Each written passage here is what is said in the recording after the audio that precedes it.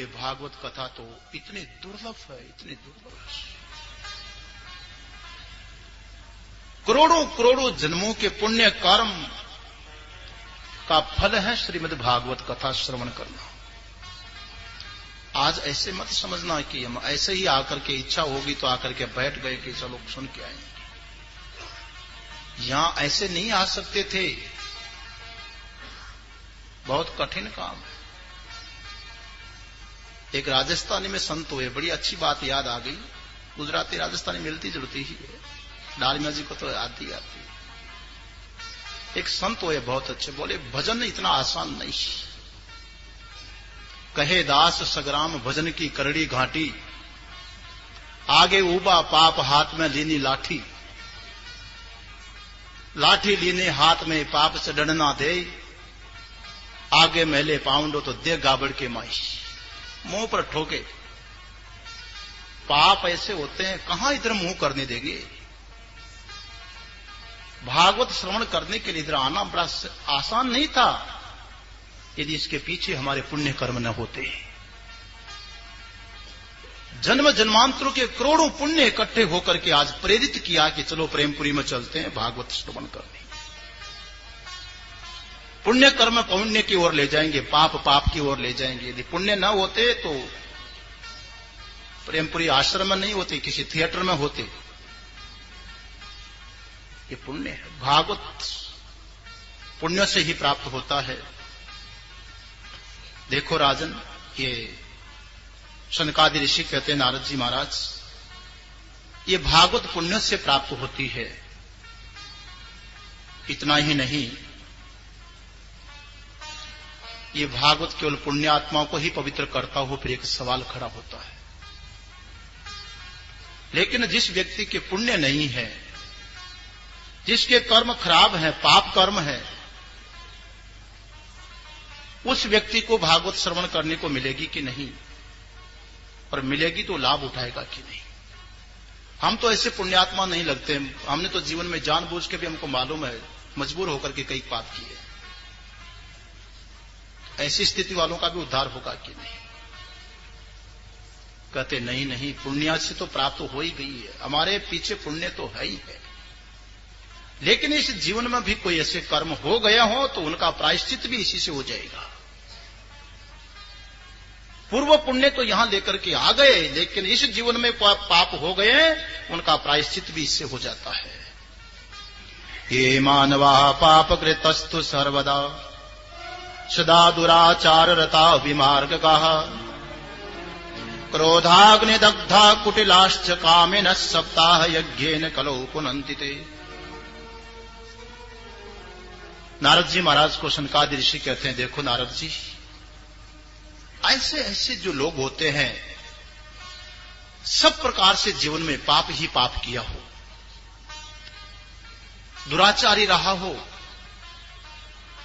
शास्त्र विरुद्ध मार्ग में चला हो, क्रोध की अग्नि में जला हुआ हो, कुटिल हो, कामी हो, ऐसा कोई गिरा हुआ व्यक्ति भी भागवत श्रवण करता है तो कलयुग में भागवत सप्ताह श्रवण करने से पवित्र हो जाता है। पतित से पतित का भी उद्धार हो जाता है। अत्र ते कीर्तयिष्याम इतिहासं पुरातनम्, यस्य श्रवण मात्रेण पापहानि प्रजायते, तुंगभद्रा तटे पूर्वम् अभूतपत्तनमुत्तमम्, यत्र वर्णास्वधर्मेण सत्य सत्कर्म तत्परः। हे नारद जी, इसमें एक प्राचीन बड़ा प्रसिद्ध इतिहास है, और उस इतिहास को श्रवण करने मात्र से भी पाप जाएंगे। वो इतिहास तो मैं सुना रहा हूं नारद जी। प्राचीन काल में तुंगभद्रा नदी के तट पर एक बड़ा सुंदर ग्राम था, जिस ग्राम में चारों वर्णों के लोग, सत्कर्मी लोग, अच्छे श्रेष्ठ लोग रहते थे। और उसी नगर में एक ब्राह्मण रहता था।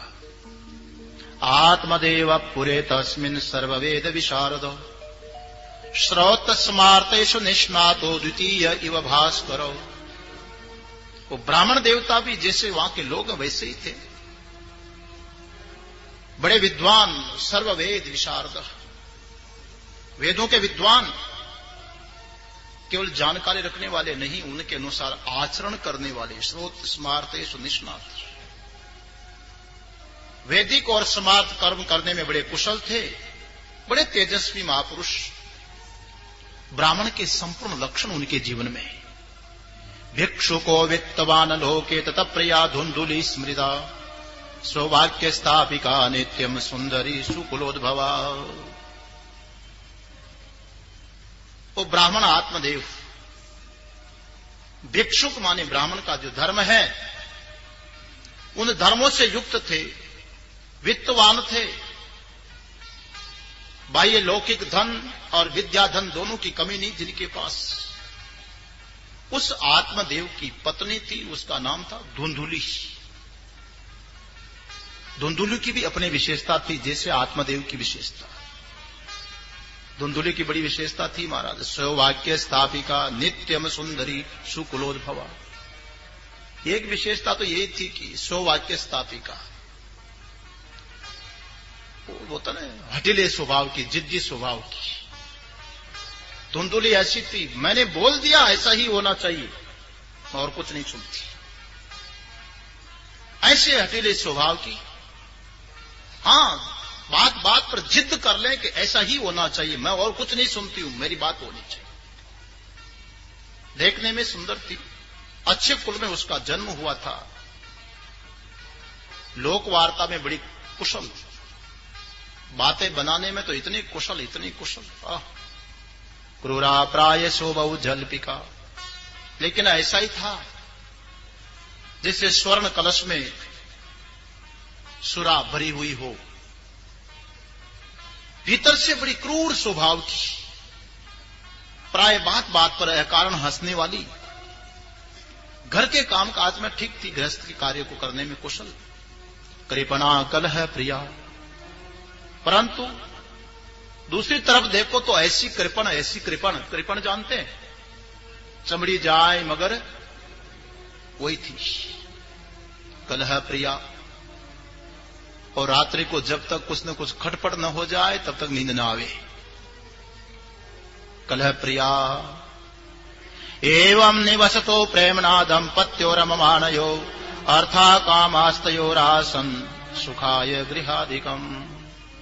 इस प्रकार से दोनों पति पत्नी बड़े लंबे समय तक गृहस्थी के जीवन में व्यवहार में रहे।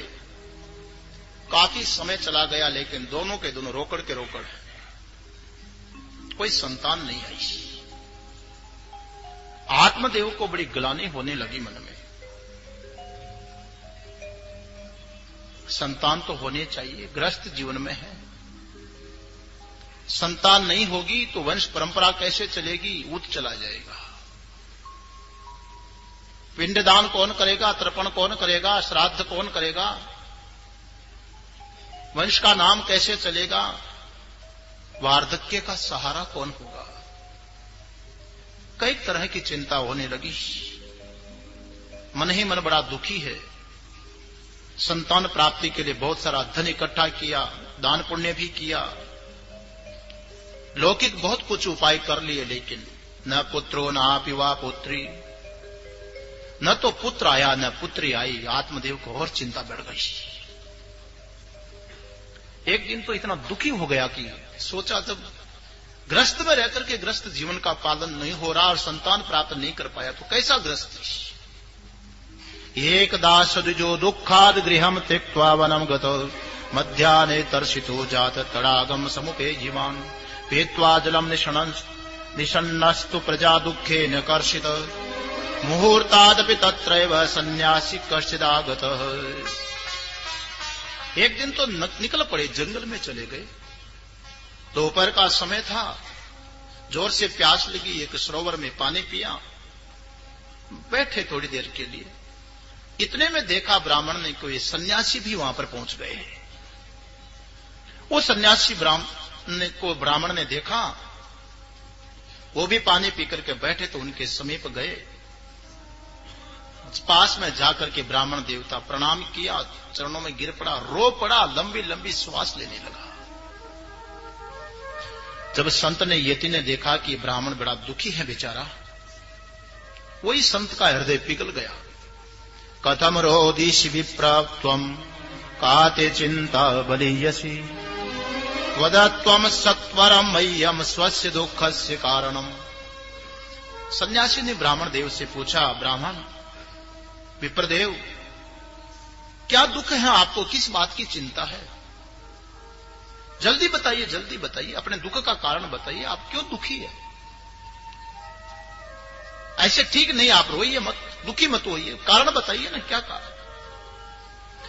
वो ब्राह्मण बेचारा लंबी लंबी श्वास लेकर के रोता हुआ कहने लगा, महाराज मैं आपको क्या बताऊं मेरे दुख की बात।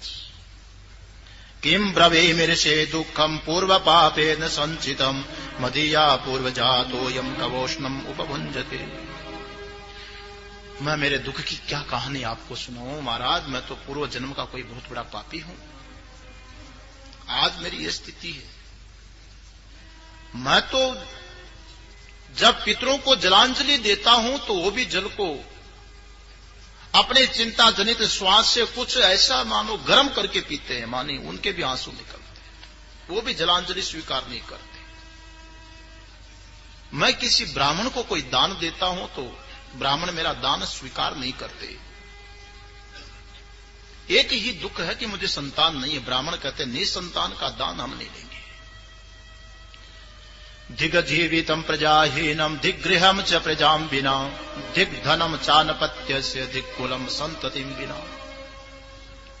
हे साधु महाराज, मैं क्या बताऊं, आज मुझे समझ में आ रही है, यदि किसी को संतान नहीं है, ग्रस्त है और संतान नहीं, तो उनका जीना ही धिक्कार है। काहे को जी रहा हो? यदि किसी के संतान नहीं हुई तो कोठी बंगला बना करके क्या करे, उसके मकान को धिक्कार है। करोड़ों की संपत्ति इकट्ठी कर ले तो क्या है, संतान खाने वाली नहीं है तो संपत्ति को धिक्कार। बहुत अच्छे कुल में किसी का जन्म हुआ, लेकिन उस कुल परंपरा को न चला पाया हो, संतान पैदा नहीं कर सका हो, तो उस कुल में पैदा होकर के भी उसको धिक्कार है। महाराज मैं क्या बताऊं मेरे दुख की बात। आप घर में कोई गौ पालन करता हूं, बढ़िया गौ देख करके लाता हूं, मेरे घर में आने पर वो भी वंध्या हो जाती, बछड़ा देना बंद कर देती। कोई वृक्ष फलदार आंगन में लगा देता हूं तो उसके फल नहीं लगते। कोई बाजार से फल खरीद करके ला करके रखा, सवेरे देखा हूं तो सड़ा हुआ मिलता है, जल्दी ही नष्ट हो जाता है। मैं क्या बताऊं महाराज, बहुत दुखी हूं। संत समझ गए इसको पुत्र चाहिए। तदा भालाक्षरमालां च वाचयामास योगवान सर्वं ज्ञात्वा यति पश्चात् विप्रमुच्चे सविस्तरम। वो महात्मा तो सब बात समझ गए, उसकी खोपड़ी की ओर देखने लगे, ललाट पर देख रहे हैं। भाल देख करके समझ गए, अब ये रो तो रहा है, दुखी तो हो रहा है, लेकिन किस्मत में तो ही नहीं। यति ने सोचा कि जो प्रारब्ध है उसको तो नहीं बदला जाएगा, और बदल भी देंगे तो उसका सुख तो मिलेगा नहीं। इससे तो अच्छा है कि इसको विवेक हो जाए, और ये पुत्र जो कामना ही तो दुख का कारण है, ऐसा हो जाए, ऐसा हो जाए, जरा विवेक आ जाए। संत ने करुणा किया, दया किया और विवेक का उपदेश देने लगे। मुंचा ज्ञानम प्रजारूपम बलिष्ठा कर्मणो गति विवेकम तो समासाध्य त्यज संसार वासनाम। हे पंडित जी, एक बात को याद रखो, कर्म की गति बड़ी बलवान होती है। जैसा कर्मम गति है, भाग्य में लिखा है वैसा ही तो होगा। अगर किस्मत में पुत्र है ही नहीं तो मिलेगा कहां से, कहां से आ जाएगा?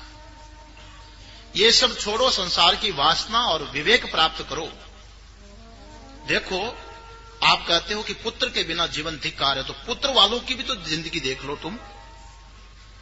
शृणो विप्रमया तेद्य प्रारब्धम तु विलोकितम सप्त जन्मावधि तव पुत्रो नैवच नैवच संतते सगरो दुखम अवापांग पुरायता प्रेमुंचाद्य कुटुमाशाम संन्यासे सर्वथा सुखम। संत जी समझाने लगे, देखो विप्रदेव, मैंने तुम्हारे तलाट पर देख लिया है, एक जन्म में तो क्या 7 जन्म तक तुम्हारे कोई संतान भाग्य में है ही नहीं। नैवच नहीं है, नहीं है। घबरा गया ब्राह्मण तो सुन करके। 7 जन्म। महात्मा ने सोचा, बेचारा दुखी हो गया, सच्ची बात बता दी तो थोड़ा विवेक देना चाहिए। देखो कोई बात नहीं तो क्यों घबराते हो? तुम्हें पता है राजा सगर के 60,000 पुत्र हुए। 60,000 पुत्र होने पर भी क्या राजा सगर को पुत्रों का सुख मिला? तुम ये सोचते हो कि पुत्रों से ही सब होगा।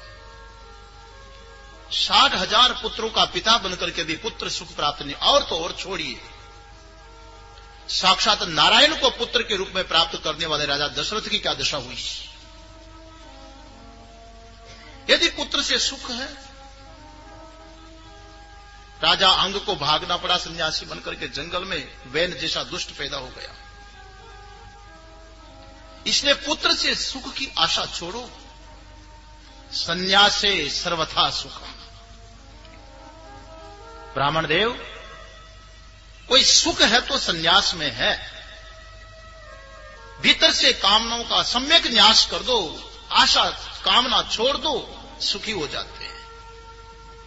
वो ब्राह्मण कहने लगा, साधु महाराज आप तो वैसी बात करते हो। कोई एक महिला थी, नवयुवती, ससुराल में गई तो कुछ बुजुर्ग माताएं बैठी हुई थी, तो सबके पैर छू छू करके प्रणाम करने लगी आशीर्वाद लेने के लिए। ससुराल गई थी और जो प्रणाम करते तो वो जो सासें बैठी हुई थी बुजुर्ग, सब बड़े प्रसन्नता से आशीर्वाद दे रही थी। खुश रहो बेटी, पुत्रवती भव, प्रसन्नो भव,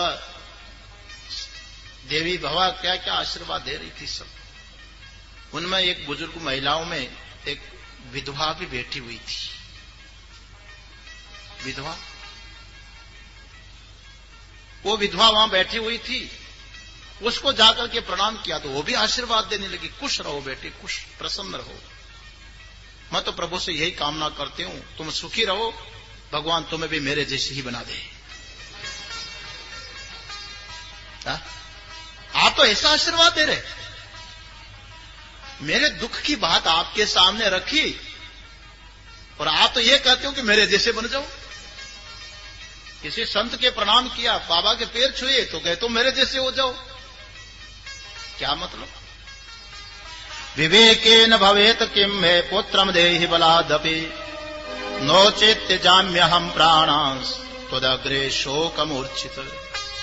महाराज मुझे ये विवेक नहीं चाहिए, ये ज्ञान नहीं चाहिए कि आशा छोड़ो, ये छोड़ो, संन्यास लो, ये सब मैं नहीं करूंगा। ठीक है, मेरे भाग्य में किस्मत में नहीं है, आपने देख लिया, तो आपकी तपस्या किस काम में आएगी?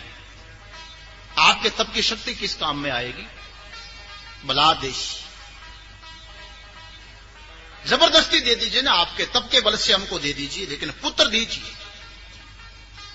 महाराज यदि पुत्र आप नहीं देते हैं तो ये ब्राह्मण आपके पैरों में मरेगा। अभी प्राण त्याग दूंगा, मर जाऊंगा।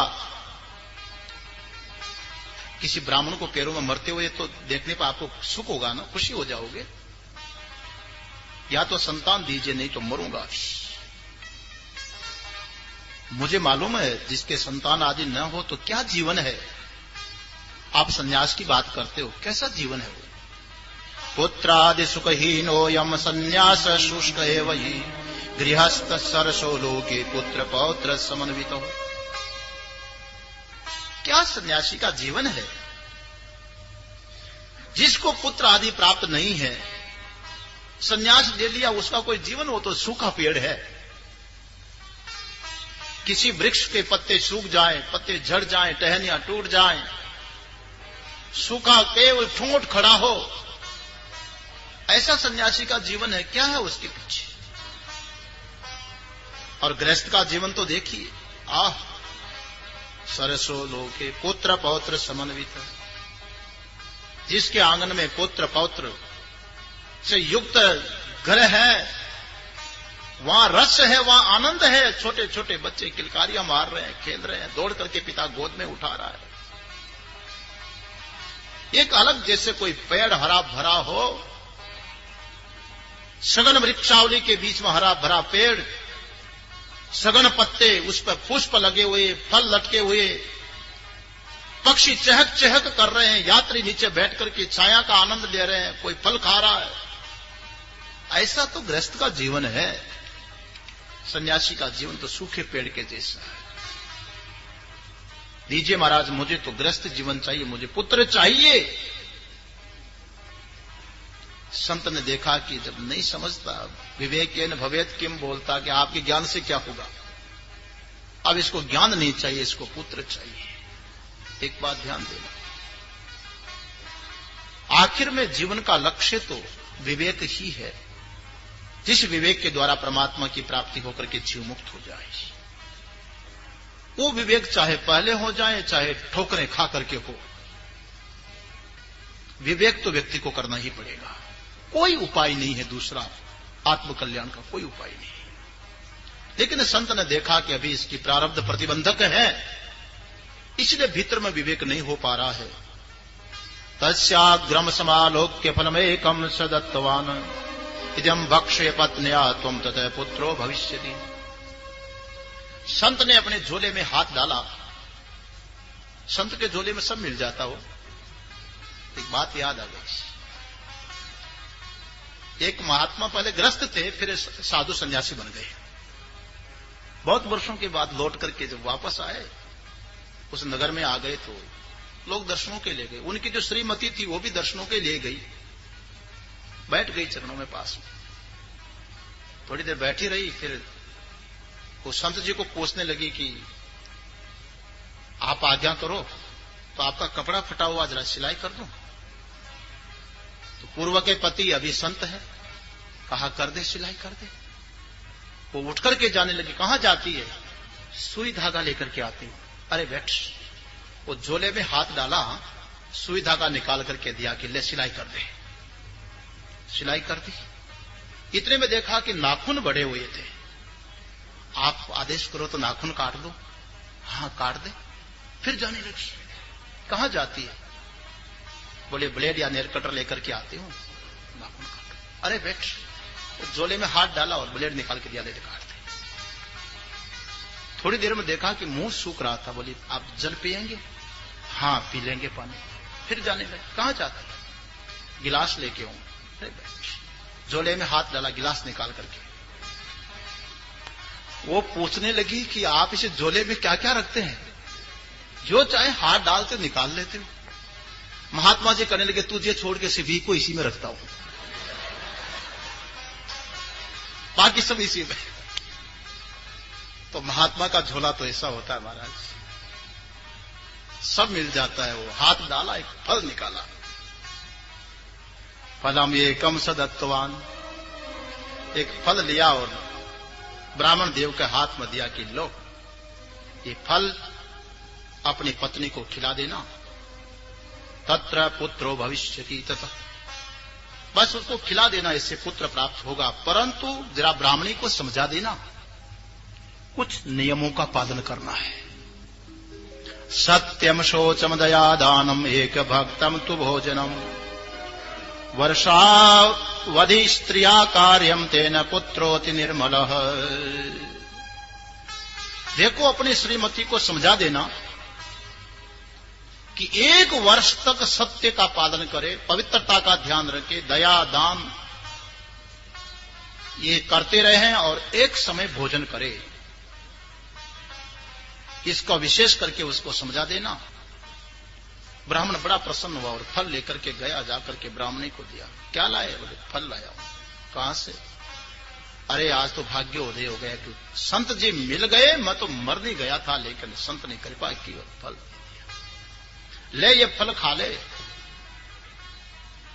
बस तुम पुत्रवती हो जाओगी, गोद भर जाएगी। मां बन जाओगी। जरूर खाना हो, संत का प्रसाद है, व्यर्थ नहीं जाएगा, जरूर काम बनेगा।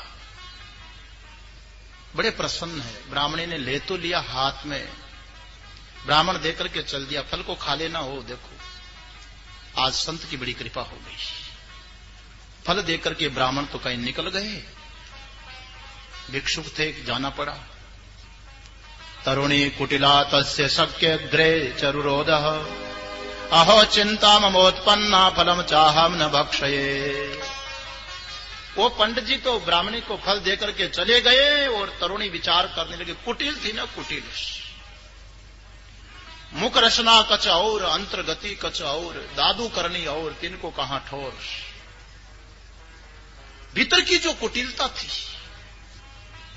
फल ले लिया लेकिन फल को खाया नहीं और अपनी सखी सहेली के पास में जाकर के उल्टी रोने लगी। अहो चिंता ममोत्पन्ना फलम चाहम न भक्षये। हे मेरी सखी, घर बैठे बैठे चिंता मोल ले ली। पति देव को न मालूम क्या सूझा, बाबा जी से फल लेकर के आया करके कहते खा ले तो मां बन जाएगी। मां बनना कोई ऐसा ही है, बड़ा कठिन काम है। फलभक्षेण गर्भस्याद गर्भेणोद्रवर्धिता स्वल्प भक्षम ततो शक्तिर्गृहे कार्यम कथम भवेत। अब इन पुरुषों को क्या पता कि संतान को जन्म देना कितना आसान नहीं है। अब इस फल को खाऊंगी तो शरीर भारी होगा, उस संतान की रक्षा के लिए थोड़ा खाना पड़ेगा, और जब कम खाऊंगी तो शरीर कमजोर तो होना ही होना है। शरीर कमजोर हो जाएगा तो घर का काम कैसे करूंगी। हो न हो कोई चोर डकैत आ जाए गांव में तो सारे लोग तो भाग जाएंगे, मेरे से भागा भी तो नहीं जाएगा। पलायेद गर्भेणी कथम। ये कुछ भी ना हो तो संतान को प्रसव पीड़ा और जन्म देना, उस समय गर्भ मूढ़ हो जाए तो और समस्या, बड़ा कठिन काम है। चलो ये कोई समस्या न हो तो भी लालने पालने दुखम प्रसूतायाश्च वर्तते। अब फिर उस बच्चे का जो लालन पालन करना है वो भी तो आसान नहीं है। ये सब बड़ा कठिन काम है, मेरे से नहीं होगा मेरी सखी, मैं क्या करूं। वो फल देकर के चले गए। मुझे तो एक बात समझ में आती, इस दुनिया में दो ही स्त्रियां सुखी है, वंद्या वा विधवा नारी सुखी चेती मे मति। मुझे तो ये बात समझ में आई कि दो स्त्रियां दुनिया में सुखी हैं, या तो विधवा हो या निसंतान हो। संतान वाली कैसे सुखी रहेगी बेचारी। तरह तरह के कुतर्क उसके मन में आने लगे। अब उसकी सखी सहेली भी उसी के जैसी थी, वो कहने लगी तू काहे को चिंता करती है, अरे इसको मत खा, हमको संतान आने वाली है, वो संतान मैं तुमको दे दूंगी। मेरे पति निर्धन है, तुम्हारे पति के पास धन बहुत है, तुम धन उनको दे देना, मैं वो संतान तुम्हें दे दूंगी। और तब तक थोड़ा नाटक करते रहना कि संतान आने वाली है, ऐसा नाटक करते रहना। अवसर देख करके मैं अपने संतान जब आएगी तो तुम्हारे पास पहुंचा दूंगी, और तुम नाटक कर लेना। दूध तो आएगा नहीं संतान के बिना, तो नाटक भी कर लेना कि संतान आए पर दूध नहीं आया। तो उधर मैं नाटक करूंगी कि मेरी संतान मर गई, पति को धन दे देना। मैं तुम्हारे घर पर आ जाऊंगी, बुला लेना, मैं दूध पिला दूंगी, बच्चे का पालन कर लूंगी, तुम्हारा तो कुछ नहीं बिगड़ेगा, खाली धन जाएगा बस। धन के बदले पुत्र आए तो क्या होता है महाराज, आज धन के बदले भी पुत्र आ जाता है, लेकिन वो सुख कहां देगा। तय हो गया। अच्छा ये जो फल है वो बाबा जी की तप की भी परीक्षा कर लो ना जरा। वो पीछा छुड़ाने के लिए फल दिया है कि कोई तप में शक्ति है। ये जो फल है तुम अपनी गाय को खिला दो। फल गौ को खिला दिया और वो पूरा नाटक शुरू हुआ। थोड़े दिनों के बाद में लग रहा था कि ये मां बनेगी, मां बनेगी, आडंबर होने लगा। कर लेते, रूप कर लेते। सांब का रूप देखोगे 11वें स्कंद में हो जाता। नाटक किया। कुछ समय के बाद अनायास करने लगी, ओहो पतिदेव बड़ी कृपा हो गई, संतान तो आ गई। पति को बोल दिया कि मैंने फल खा लिया था, और वो फल गौ को खिला दिया। जब पुत्र के रूप में वो पुत्र प्राप्त हुआ, कहा कि बिना किसी भी कष्ट के, ऐसे ही जैसे कोई भगवान श्री कृष्ण आए हों ऐसे ही आ गए। बड़ी खुशी हुई आत्मदेव को, बड़ी प्रसन्नता हुई। कुछ समय के बाद में देखा कि वो जो गौ थी, गौ से भी एक बछड़े की जगह बच्चा पैदा हो गया, लंबे लंबे कान। बड़ा आश्चर्य हो गया, लोगों को कहने लगे देखो ये आत्मदेव कभी मरने गया था संतान के बिना, और ये भाग्य पलटा कि घर में बच्चा आया और गौ से भी बच्चा आ गया। भाग्य की सराहना होने लगी। इस कथा में ध्यान देना, सचमुच में आत्मदेव का पुत्र कौन सा है? पहले वाला कि बाद वाला? एक भी नहीं है। एक धोखे से लाया गया है, एक गाय से पैदा हुआ है। आत्मदेव का कौन बेटा हुआ? लेकिन आत्मदेव को इतनी खुशी हुई, इतनी खुशी हुई, धोखे में। पंडित जी को बुलाया, पंडित जी बेटे का नामकरण संस्कार करिए। पंडित जी आए, मेरे पहले बेटे का नामकरण कीजिए। करने लगे तो कहा पंडित जी आपका नाम आत्मदेव है ना, बेटे का नाम ब्रह्मदेव रख दें। इतने में धुंधुली बोलती है, वाह पंडित जी वाह, तुमको शर्म नहीं आती है? अब जिसको पैदा करने में इतना कष्ट, लालन पालन में इतना दुख, जो मां उठाती उसका तो नामो निशान ही नहीं, और पिता के नाम से बेटे का नाम यह नहीं हो सकता, मेरे बेटे का नाम तो मेरे नाम से। आत्मदेव कहने लगे तो काहे को झगड़ा करते, तेरे नाम से रखवा ले। हाँ पंडित जी मेरे नाम से निकालो। पंडित जी ने कहा तुम्हारा नाम? मेरा नाम धुंधुली। तो ठीक है, तेरा नाम धुंधुली तो तेरे बेटे का नाम धुंधुकारी,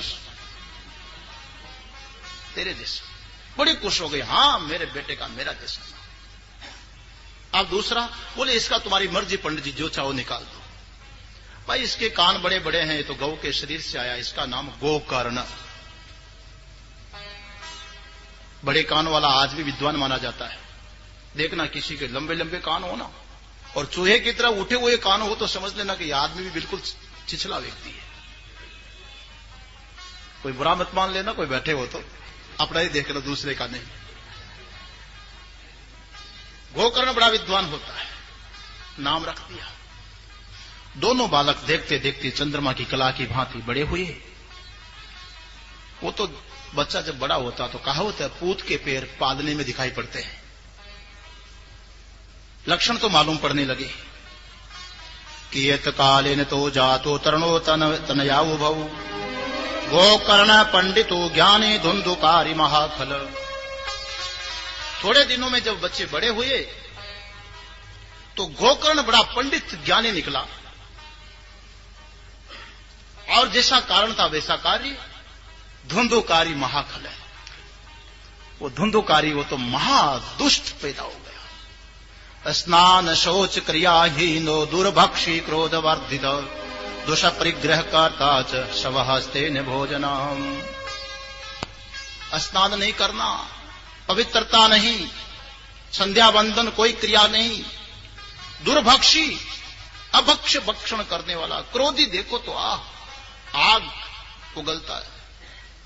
दोष परिग्रह करता च शवहस्तेन भोजनम। परिग्रह भी ठीक से नहीं करता, कहीं चोरी कर ले, डकैती कर ले, धोखा दे, ऐसा धन इकट्ठा करे। इतना अपवित्र मुर्दे के हाथ से उठा करके खा जाए। चोरी करे, कारण किसी से झगड़ा कर ले, गड़ गया था ना, धोखा कुटिलता तो वहीं से शुरू। आगे विस्तार करूंगा, अभी तो महात्म्य चल रहा है, नहीं तो यहीं बैठे रह जाऊंगा। ध्यान देना इस बात पर विशेष करके। देखो बीज कितना बढ़िया हो, लेकिन भूमि खराब होगी तो नस्ल बिगड़ जाएगी, प्रजाति बिगड़ जाएगी भूमि खराब होने पर। पुरुष तो बीज रूप है, भूमि तो मां है। मां का संतान पर कितना असर पड़ता हो तो आगे के प्रसंगों में मैं आपको विस्तार से बताने वाला हूं। देखिए यह स्थिति बिगड़ गई, बड़ा दुष्ट पैदा हुआ। तेन वेश्या को संगेन पितृम वित्तम तुनाशितम एकदा पितरो ताड्य पात्राणि स्वयं आहरत। ऐसी स्थिति हो गई कि वारांगनाओं का संग करने लगा, वारांगना संग करने के कारण जितना धन था पिता का लुटा दिया, सब लुटा दिया। एक दिन तो पिता को प्रताड़ना करने लगा, बताओ धन कहां है, मुझे जरूरत है। कुछ नहीं मिला तो पिता को खरी खोटी सुना करके, और कुछ नहीं मिला, बर्तन भांडे उठा करके भागा, बर्तन बेच करके पैसे इकट्ठे कर। ये दशा देख करके आज आत्मदेव को बड़ा दुख हुआ, ग्लानि हुई, गजब हो गई। आज वो संत की बात ठोकर खाने पर याद आ रही है, सुख कहां है। तत्पिता कृपण प्रोचर धनहीनो रुरोध वंद्यत्वं तो समीचीनम को पुत्रो दुखदायिक। आत्मदेव बड़ा दुखी हो गया, रोने लगा, कहने लगा कि संसार में वंध्यत्व ही ठीक है, निसंतान रहना अच्छा था, ये कुपुत्र पैदा हो गया, इससे तो संतान न होती अच्छा था। क्व तिष्ठामि क्व गच्छामि को मे दुखम व्यपोहयेतु। अब मैं कहां रहूं, कहां जाऊं, मेरे दुख की बात मैं किसको सुनाऊं, भीतर ही भीतर दुखी है। हाय प्राण त्याग दूं, मर जाऊं जहर खाकर के, क्या करूं, मेरा कष्ट किसको बताऊं मैं। तदानीं तो समागत्य गोकर्णो ज्ञान संयुत बोधयामास जनकम वैराग्यम परिदर्शयन्। पिता बड़ा दुखी था, इतने में तो गोकर्ण आया। गोकर्ण पंडित और ज्ञानी आया, देखा कि पिता बड़े दुखी हैं। गोकर्ण पिता को कहने लगा, ध्यान देना, अच्छी बात तो बड़ों को भी बताई जा सकती है, शिष्टता पूर्वक निवेदन की जा सकती है, पिता भी गलत करे तो वो बताया जा सकता है। टाइम तो नहीं हुआ ना अभी कि हो गया, अभी नहीं हुआ है, जरा 5-7 मिनट बाकी है, पूरा करता हूं 2 मिनट में।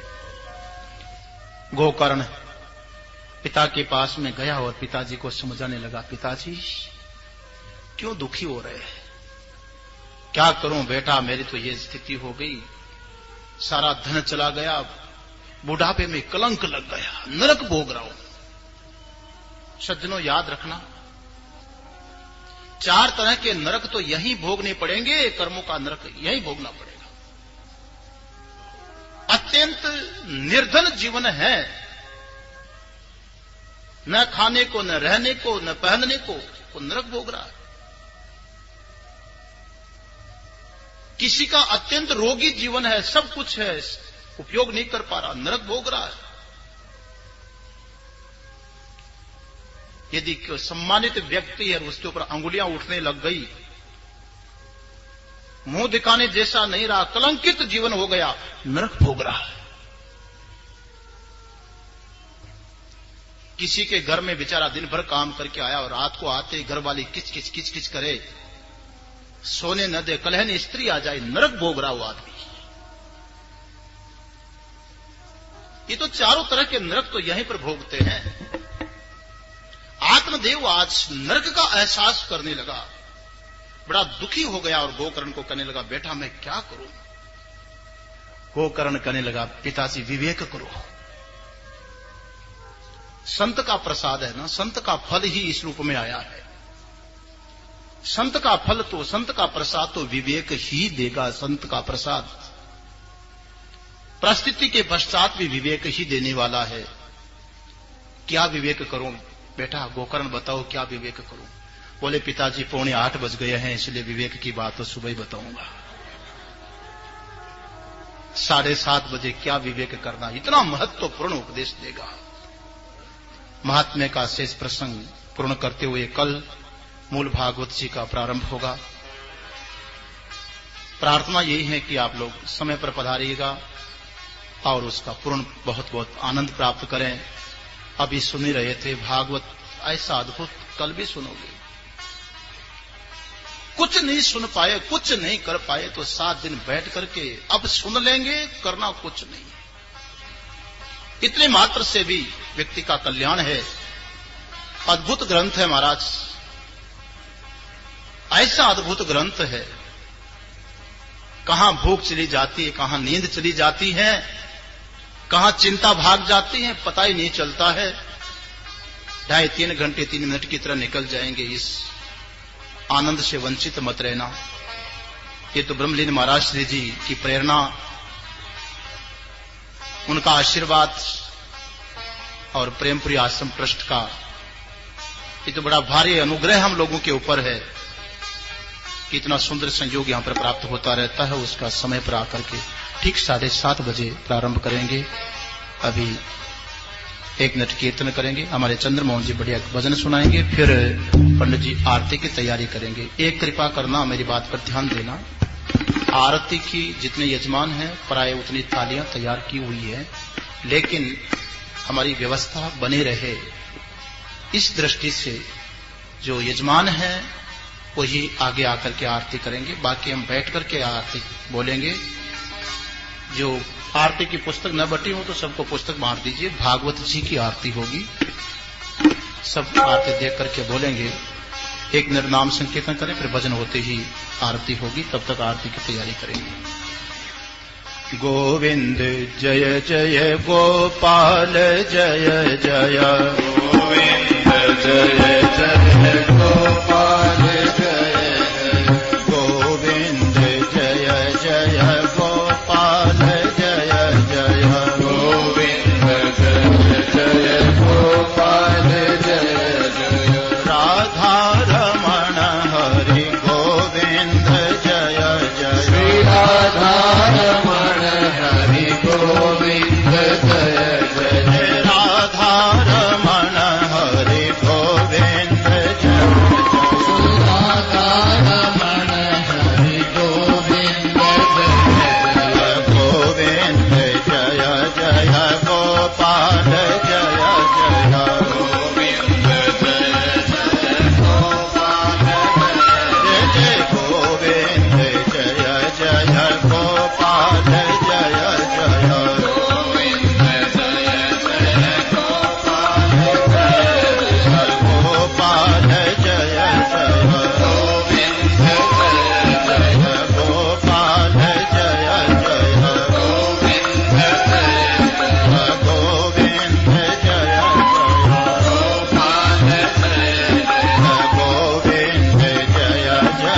गोपाल जय जय, गोविंद जय जय गोपाल जय सच्चिदानंद भगवान की। पंडित चंद्रमोहन जी आपको भजन श्रवण करवा रहे हैं, आरती की तैयारी हो रही है। आरती का दर्शन करके प्रसाद लेकर के ही पधारें।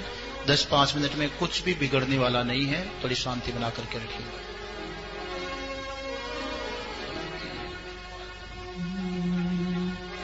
कोई विशेष सूचना होगी? तेरे चरणों की, राधे तेरे चरणों की, यजमान आ जाए, गरदूली जो मिल यजमान आगे आ जाए, यजमान आगे आ जाए।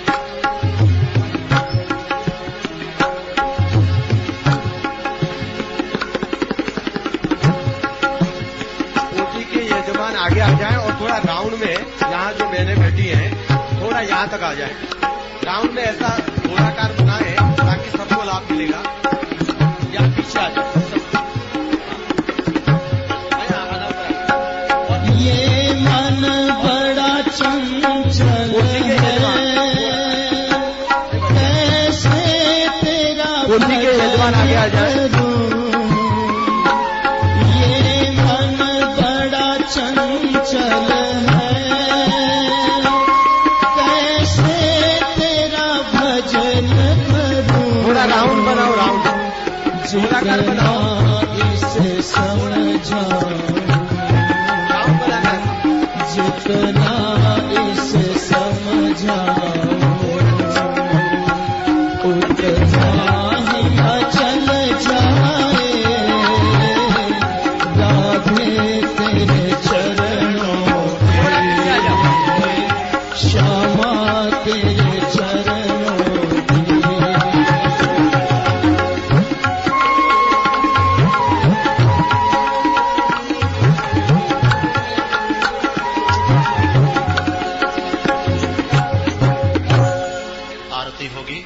सब यजमान आरती की थाली हाथ में ले लें। भागवत जी की आरती होगी।